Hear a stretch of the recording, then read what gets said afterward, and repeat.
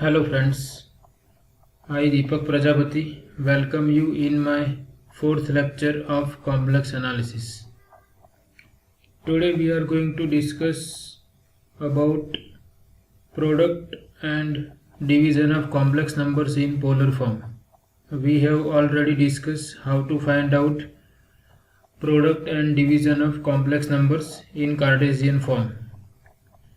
So before we go for product and division, we just recall the triangle inequality. We are already familiar with triangle inequality in real analysis. Here also we have the same triangle inequality, but instead of two real numbers we have complex numbers. So if z1 and z2 are any two complex numbers, then absolute value of z1 plus z2 is always less than or equal to absolute value of z1 plus absolute value of z2. Okay, so triangle inequality also holds for complex variables. Okay, so it is simply the generalization of real variables to complex variables. Okay, so we will use whenever we require the triangle inequality. Now we see how to define product using polar form. So now we are already familiar with polar form of complex numbers. So suppose we have two complex numbers z1 and z2. Suppose polar form of z1 is r1 into cos theta 1 plus I sin theta 1. Okay, so where r1 is nothing but modulus of z1 and theta 1 is argument of z1. Similarly, suppose r2 is modulus of z2 and theta 2 is argument of z2, then this is the polar form of z2. z2 equal to r2 into cos theta 2 plus I sin theta 2. And we know that polar form of complex number is defined only for non-zero complex number. So we assume that both are non-zero complex numbers. So let us see what we obtain for product. So we multiply two complex numbers z1 and z2 in polar form. Okay, so r1 into r2, and using product of two complex numbers we consider product of these two complex numbers. So real part into real part. Here real part is cos theta 1, here real part is cos theta 2. So cos theta 1 into cos theta 2 minus imaginary part into imaginary part, that is sin theta 1 into sin theta 2, plus I into imaginary part of first into real part of second. So sin theta 1 into cos theta 2, and real part of first, that is cos theta 1, into imaginary part of second, that is sin theta 2. Okay, so here real part is cos theta 1, imaginary part of z2 is sin theta 2. So cos theta 1 into sin theta 2. And if we consider imaginary part of this z1, then that we have to multiply with real part of z2, that is cos theta 2. So it is sin theta 1 into cos theta 2. Now you are familiar with this. This is familiar identity. We know that cosine of theta 1 plus theta 2 is cosine of theta 1 into cos theta 2 minus sin theta 1 into sin theta 2. So this I replace by cosine of theta 1 plus theta 2. Similarly, this part is nothing but sin of theta 1 plus theta 2. Okay, that is sin theta 1 cos theta 2 plus cos theta 1 sin theta 2. Okay, so we obtain z1 into z2 equal to r1 into r2 and cos theta 1 plus theta 2 plus I into sin of theta 1 plus theta 2. So from this we conclude that this r1 into r2 is nothing but modulus of z1 into z2. So modulus of z1 into z2 is r1 into r2. r1 is modulus of z1, r2 is modulus of z2. So we obtain this result, modulus of z1 into z2 is nothing but modulus of z1 into modulus of z2. That is, absolute value of product of two complex numbers is nothing but product of absolute values of two complex numbers. Similarly, if you again observe this, then argument of z1 into z2 is nothing but theta 1 plus theta 2, and theta 1 is nothing but argument of z1 and theta 2 is argument of z2. So we obtain this important result: argument of z1 into z2 is equal to argument of z1 plus argument of z2. But keep in mind, whenever we are talking about argument of a complex number, we know that there are infinite number of values for argument of any complex number. Okay, so whenever I am writing argument of z1 means there are infinite number of values for argument of z1. Similarly, there are infinite number of values for argument of z2. Okay, so there are not only three angles here, there are infinite number of angles for each argument. Okay, so we have to interpret this statement in this way. Okay.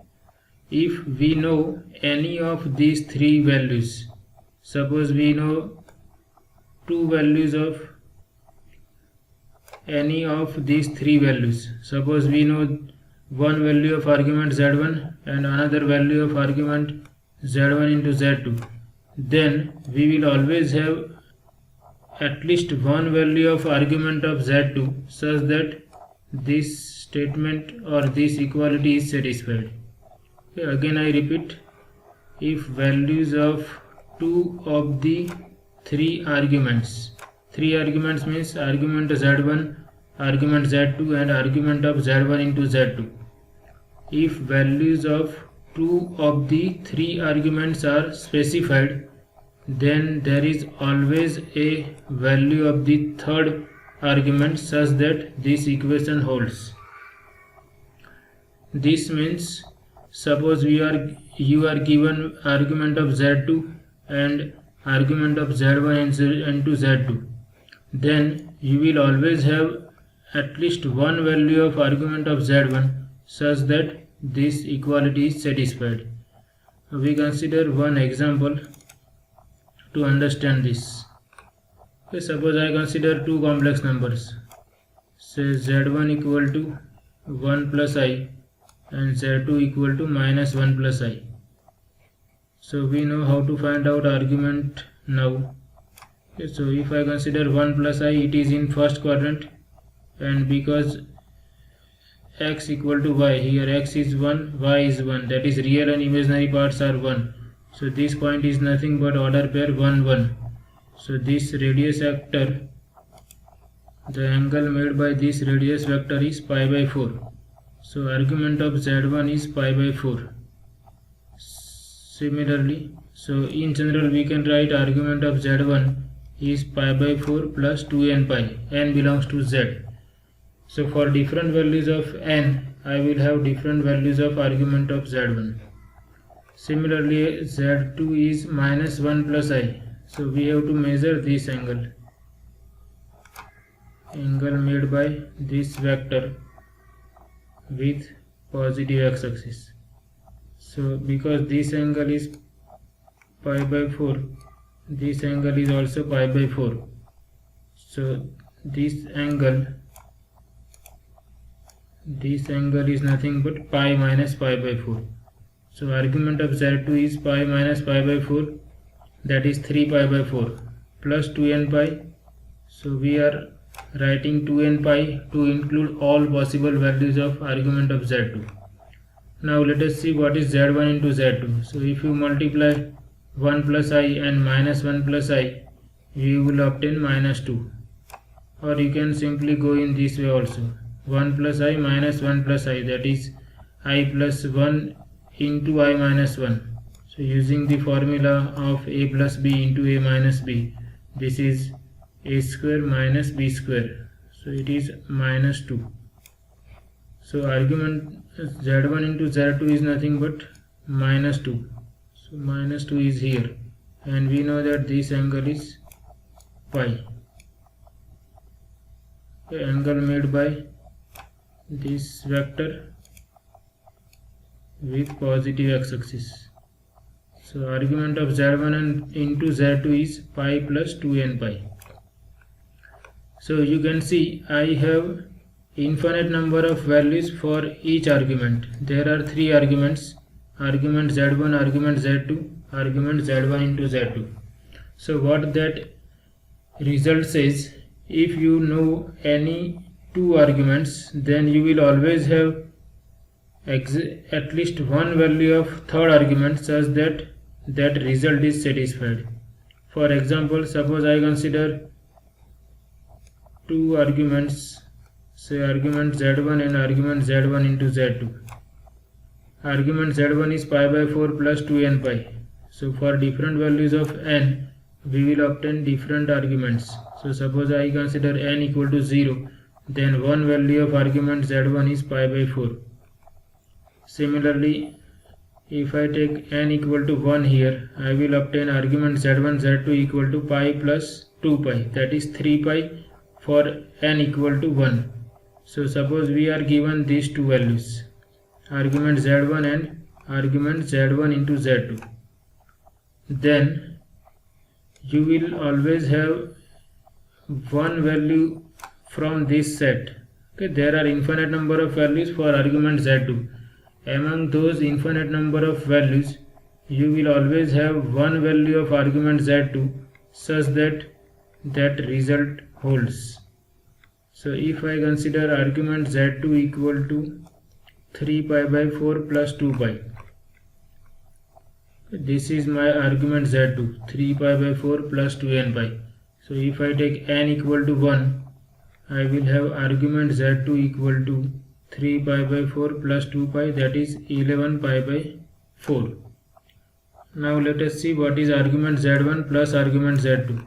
So argument z1 is pi by 4 and argument of z2 is 11 pi by 4. So you can see this is nothing but 3 pi, which is argument of z1 into z2. So in this way you try to understand this result, argument z1 into z2 equal to argument z1 plus argument z2. This result says that if you have 2 of these three values, if any 2 of these 3 arguments are specified, then there is always a value of the third argument such that this equality is satisfied. For example, suppose we consider argument z1 into z2 equal to minus pi. You can see again, see here, if I take n equal to minus 1, I will obtain argument z1 into z2 is pi minus 2 pi, that is minus pi. And suppose we consider one value of argument z2, so that value we consider for n equal to minus 1. If I take n equal to minus 1, I will have argument z2 equal to 3 pi by 4 minus 2 pi, that is 3 pi minus 8 pi, that is minus 5 pi by 4. Then there exists a value of argument z1 such that that result holds. So argument z1 is pi by 4 plus 2n pi. So if I take n equal to 0, that is argument z1 is pi by 4, then argument z1 plus argument z2 is pi by 4 minus 5 pi by 4, that is minus pi. So you can see we started by taking 2 values. One value we have taken as argument z1 into z2, another value we started with argument z2. So these 2 are specified. Then we find one value of argument z1 such that argument z1 into z2 is argument z1 plus argument z2. Okay, so in this way you can interpret that result, division.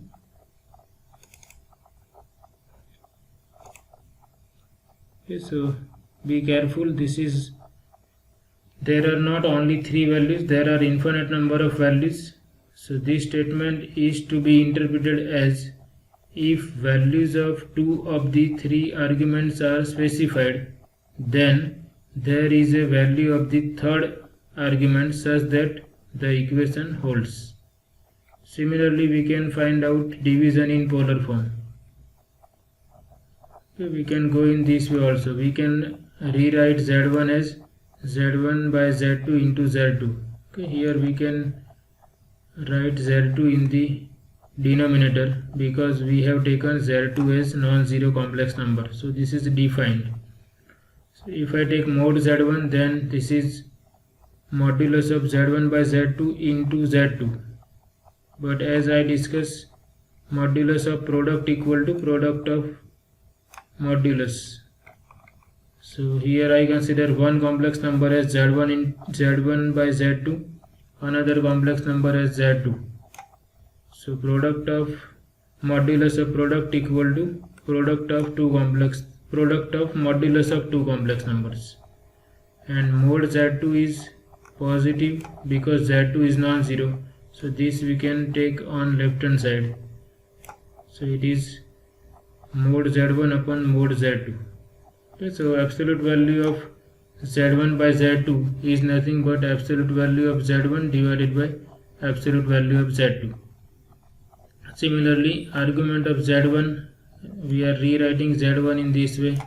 Argument Z1 by Z2 into Z2. Now consider this as product of two complex numbers. So using the argument of product, we can write addition of two arguments. Okay, here we are using this result. Argument Z1 into Z2 equal to argument Z1 plus argument Z2.